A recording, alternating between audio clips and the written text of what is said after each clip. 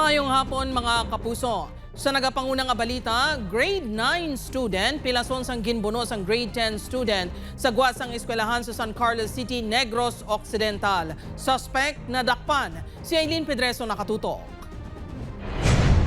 Nagapabilin nga confined sa ospital ang 17 anyos nga grade 9 student matapos ginbunos ng kaangay nga estudyante.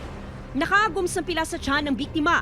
Ginatudlo nagbuno ang 17 anyos man nga grade 10 student sa guwasang Julio Ledesma National High School sa San Carlos City sa Negros Occidental kahapon. Sa investigasyon sang kapulisan, nakapanugi ng biktima sa iya manunudlo nga may pamahog siya nga nabaton halin sa sospek. Ginlay gayan ini nga hindi anay magwa apang nagwa pagkatapos ng klase. Ang victim ni naton kumbaga involved ni siya sa grupo-grupo nga away. So may naghambal sa iya nga ang ila nga kontra nga grupo is ara dira sa may isa ka mall or isa ka establishment dira man sa may San Carlos. So nagkadto sila on his way there, nabun-an ni siya sang suspect naton which is also a minor. Kaupod sa biktima ang iya grupo sa natabuang insidente. Apang siya lang ang ginbuno. Gilayon nga dadakpa ng sospek agyara na sa kustudiya sa Women and Children Protections Desk.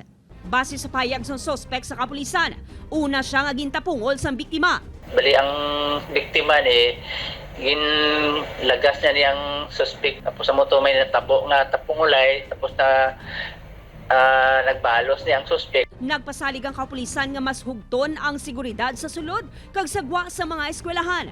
Amugid na ang isa ka, we're deeply concerned regarding this incidents, especially nga nag-asod-asod siya. Nakita naton nga may something gidya sa mga kabataan subong that we have to review. Wala pa sa payag ang eskwelahan, apang sunod sa DepEd NIR, ginpatawag na ang mga ginikanan sa biktima kag sospek. Ginbawian sa kabuyan 20 anyos nga criminology student nga si alias Tamtam matapos mabunan sa barangay Antipolo, Pontevedra. Nagtambag lang sa kinagamos ng tupadbalay ang biktima sa nabunan sa 43 anyos nga sospek nga ginapahayag hubog.